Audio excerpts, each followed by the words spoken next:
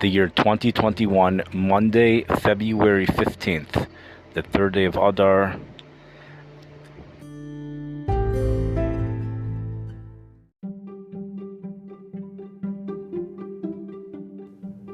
You're listening to Authentic Torah.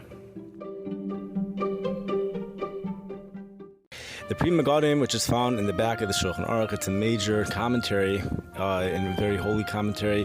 It's considered actual Torah, the oral Torah, and it's written in the Hebrew language, but in the particular version of Hebrew, which is Lashon HaKodesh, the holy language. This is a sefer, a book that you require to make a bracha on before a blessing, before you learn from it, and wash your hands in a certain way to make sure that you're clean. This book is full of different laws of Judaism and very complex and very technical stuff. But in the middle, he says that on years when the first day of Shvat is one of the Jewish months. The first day of Shvat falls out on a Wednesday. It's a month that generally falls out in January, maybe February. If the first day of that month falls out on a Wednesday, there's going to be a lot of snow. There'll be big snow, and it will be cold that year. And he says the siman for that is Vayigash. The way to remember it is the Hebrew word Vayigash, but others explain it's not just a way to remember it, that's the actual source for the whole thing, because if you read the word the four-letter word Vayigash, if you read it backwards, it's Shin Gimel Yud Vav, which actually stands for Sheleg Gadol Yehei Vikar.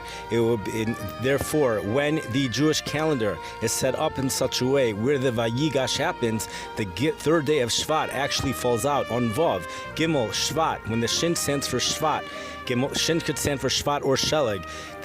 And the Gimel could stand for 3, or it could stand for Gadol, big. So if the third day of Shvat falls out on Vav could be Vikar and cold, or it could be the 6th day of the week. When the third day of Shvat falls out on Friday, then the first day of Shvat falls out on Wednesday. And Memela, subsequently, it's going to be cold. And this is something which is deep. This is something which is based upon mystical truths to me, because it is found in a very holy book. It's not found in a weather statistic book or in a newspaper. And it ends off with the words, V'ayari dvar Hashem henis, that those who fear Hashem will take heed, they will pay attention. These are the very same words that were said in regards to when the Egyptians that were warned about the plague of hail. And it says, those that feared God brought their animals in. That's what it's saying here. So we have somehow, there's a source in the Torah that is telling us this. If it wasn't a source from the Torah, he would not be using the words V'hayare Hashem, V'hayare Dvar Hashem, those who fear Hashem, because this would have nothing to do with something that's coming from God. So this is definitely a source in the Torah. The explanation that I gave is that just like when the first day of the new year, the day of judgment, the Yom Hadin, the Rosh Hashanah, falls out on a Shabbos. Now we don't blow shofar that year when it falls out on a Shabbos, and because of that, there's complications that develop. But the bottom line is that all of those years are years of extreme. This is said in the Mefarshim, and this is years where wars have started. It's also the year of when very good things have happened for us. I'm not going to go through the whole history for a few reasons, but the years which have had extremely good things happen to us and extremely bad things all took place on years when the Rosh Hashanah, the Jewish New Year, fell out on a Saturday, fell out on a Shabbos. The first of Shvat and the 15th day of Shvat always fall out on the same day of the week. There's a machlokus, there's a difference of opinion as to which one of those days is the New Year's for the trees. On the New Year's for the trees is a day of judgment for the trees, whatever that means. Everything that's going to happen to the trees is decreed on that day. Therefore, all precipitation is decreed on that day. So, if for whatever reason, Yom Revi'i, the fourth day of the week, we would have to go back to what happened during Brias, the first 6 days of creation, perhaps.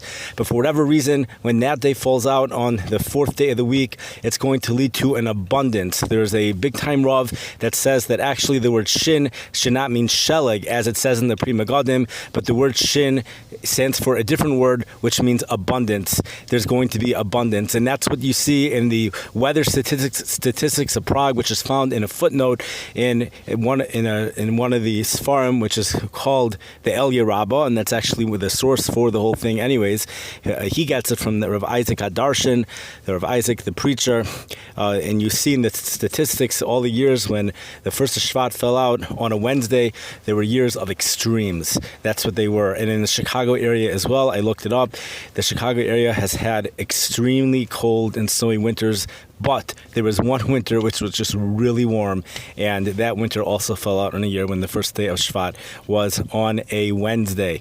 That is the recording. I got it over within 5 minutes, so if you understood this, then you don't have to listen to the 20 minutes, and if you don't have an interest, you also don't have to listen. But anyways, that's the bottom line. I wish everyone a good day and stay safe. Good night.